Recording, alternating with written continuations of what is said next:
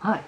Two school videos in a row, I know. I just finished my first summer course. It was a class in managing groups and teams. It was the equivalent of an entire class in only 4 weeks. So in the spring semester, as you may remember, I was taking 8-week half-semester classes. So now in the summer, it's even half as long as that. And the speed was pretty crazy. There was a significant amount of reading that I had to do every single day, and then, I had to write a couple of fairly long papers that wouldn't have been all that difficult if not for the fact that I had approximately 1 week from the point that I knew enough to actually write the papers to the point that I had to have them turned in.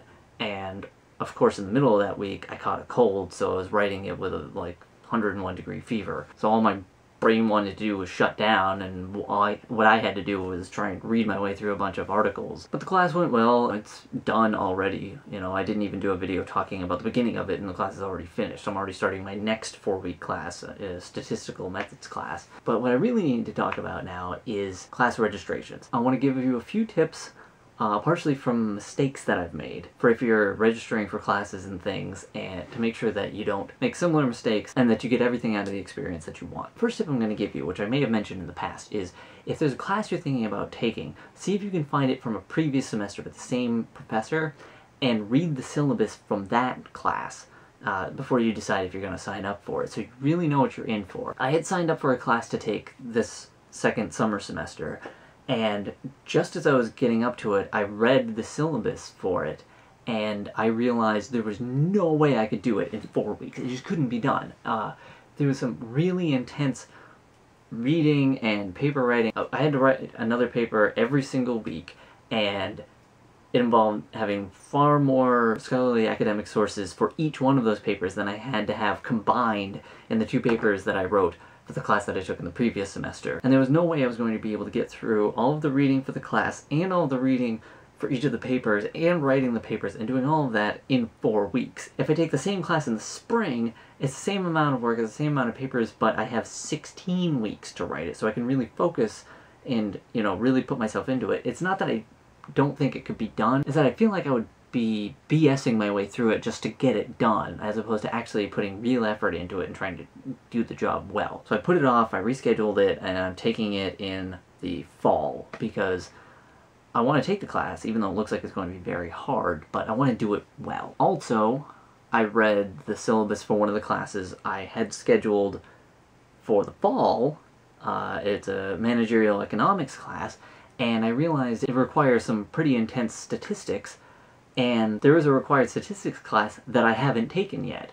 So I had to switch some things around, so now I'm taking the statistics class so that I'll be able to take the economics class. Had I not read the syllabus, I wouldn't be taking the right class right now, so that I can take that class next semester. The school doesn't list the statistics class as a prerequisite, so had I not read it, there's no way I would have known until it was too late. The other thing I'm going to suggest is, if you have a plan for something you want to do, especially with a minor or something like that, every time you register for a class, look at the breakdown of the classes you need to take for your degree and your minor and everything, 9 times. Look at the one the school gives you, find other ones on their website, find every breakdown of it, because something might not be written down as clearly as you think it is, and then you might miss something. Because what happened was, the class that I just finished taking, the Managing Groups and Teams, very interesting course, very useful for my career, but I'd been planning to get a minor in management of technology, which meant taking 12 courses instead of the normal 10 to just get your MBA. Part of that means taking 4 electives instead of the normal 2. The 2 electives can be whatever you want if you're getting an MBA, but if you're getting a minor in management of technology, I thought you had to get 2 electives in management and 2 electives in technology management.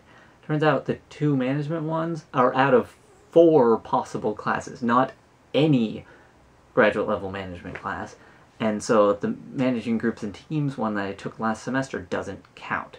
Which means now, if I really want my minor, I have to take 13 classes, and I won't be done until sometime in 2014. So with that one simple mistake, I'm not going to be able to get the minor that I want. I can still take one of the courses related to it, but I can't actually get that minor. So that means I'll be done faster. That means I'm going to just get the MBA with the 10 courses as opposed to getting the MBA with a minor that'll take 12. So it saves me some time, saves my company some money, but it's frustrating because had I looked into it one more time, looked at a different page than just the piece of paper that I had where I'd written down all of the courses that I needed, I wouldn't have made that mistake. It's entirely my fault and it's kind of frustrating, but at the same time, I'll be done sooner. I'll be done at the end of next summer as opposed to done at the end of next year. A year and a month from now, I'll be finished, and that's not so bad. It means I get to, move on. And I'm already kind of working in management of technology as it is, so having that minor wouldn't help that much. I think the work experience will be more important than